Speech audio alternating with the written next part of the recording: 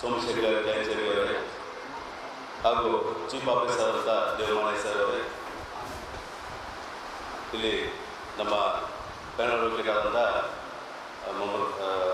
ಅಮೃತ madam ಅವರೇ ಹಾಗೂ ನನ್ನ ಈ ವಕೀಲ ಸಂಘದ ಎಲ್ಲ ಸದಸ್ಯರೇ ಹಾಗೂ ನನ್ನ ಎಲ್ಲ ಸಹೋದರ ಸಹೋದರಿಯರೇ ಮತ್ತು ಈ ಸರ್ಕಾರಿ ನೌಕರ ಸಂಘದ ಅಧ್ಯಕ್ಷರಾದ ಸೂಳಿ ಅವರೇ ಹಾಗೂ ಇಲ್ಲಿ ಬಂದಿರತಕ್ಕಂಥ ಎಲ್ಲ ಸಹೋದರ ಸಹೋದರಿ, ಈ ದಿನ ಈ ರಾಷ್ಟ್ರೀಯ ದಿನಾಚರಣೆಯನ್ನು ನಿಮ್ಮ ಈ ತಾಲೂಕಾ ಕಾರ್ಯದಲ್ಲಿ ಆಚರಿಸ್ಕೊಂಡಿದೆ.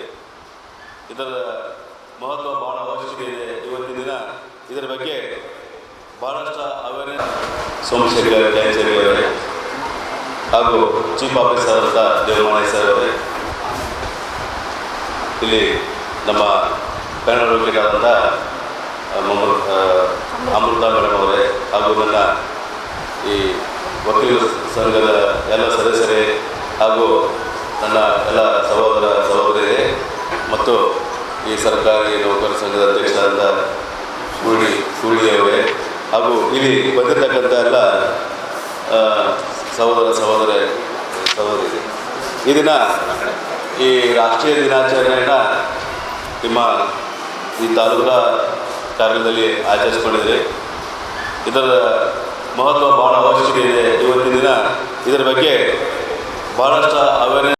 ಆದರೆ ಈ ತಾಲೂಕಾ ದಂಡಾಧಿಕಾರಿಗಳು ಮತ್ತು ನಾವು ಕೆಲವೊಂದು ಕಾರ್ಯಕ್ರಮನ ಹಮ್ಮಿಕೊಂಡು ಅವುಗಳನ್ನ ಅವೇರ್ನೆಸ್ ಕೊಡ್ತೀವಿ.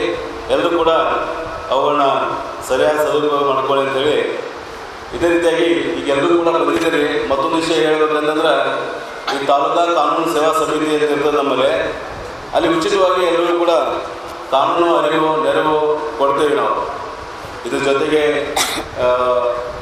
ಈ ಬಡವರು ಇರ್ತಾರೆ, ಅಂಗವಿಕಲರು ಇರ್ತಾರೆ, ಪರಿಶಿಷ್ಟ ಜಾತಿ ಪರಿಶಿಷ್ಟ ಪಂಗಡಗಳು ಇರ್ತಾರೆ, ಈ ಹೆಣ್ಣು ಮಕ್ಕಳು ಇರ್ತಾರೆ, ಜೀತಕ್ಕೊಳಗಾದಂಥ ಜನ ಇರ್ತಾರೆ. ಅಂಥವ್ರಿಗೆಲ್ಲ ಕೂಡ ನಾವು ಯಾರಿಗೆ ಈ ನ್ಯಾಯಾಲಯಕ್ಕೆ ಬಂದು ಶುಲ್ಕ ಕಟ್ಟಿ ವಕೀಲರು ಇಟ್ಟು ಪ್ರಕರಣ ನಡೆಸಲಿಕ್ಕೆ ಅಥವಾ ಅವರ ಮೇಲಿರುವಂಥ ಪ್ರಕರಣ ನಡೆಸಲಿಕ್ಕೆ ಶಕ್ತಿ ಇರೋದಲ್ಲ, ಅಂಥವರಿಗೆ ನಾವು ಉಚಿತವಾಗಿ ನಮ್ಮಲ್ಲಿ ಕಾನೂನು ತಿಳುವಳಿಕೆ, ಕಾನೂನು ಸಲಹೆ, ಕಾನೂನು ಅರಿವು ನೆರವುಗಳನ್ನು ಕೊಡ್ತೀವಿ. ಅವುಗಳನ್ನ ಸದುಪಯೋಗ ಪಡ್ಕೋಬೇಕು. ಯಾಕಂದರೆ ಎಲ್ಲರೂ ಇವತ್ತು ನಮ್ಮ ಸಹೋದರರು ಕೂಡಿದ್ದೀವಿ, ಇಲಾಖಾ ಸಹೋದರರು.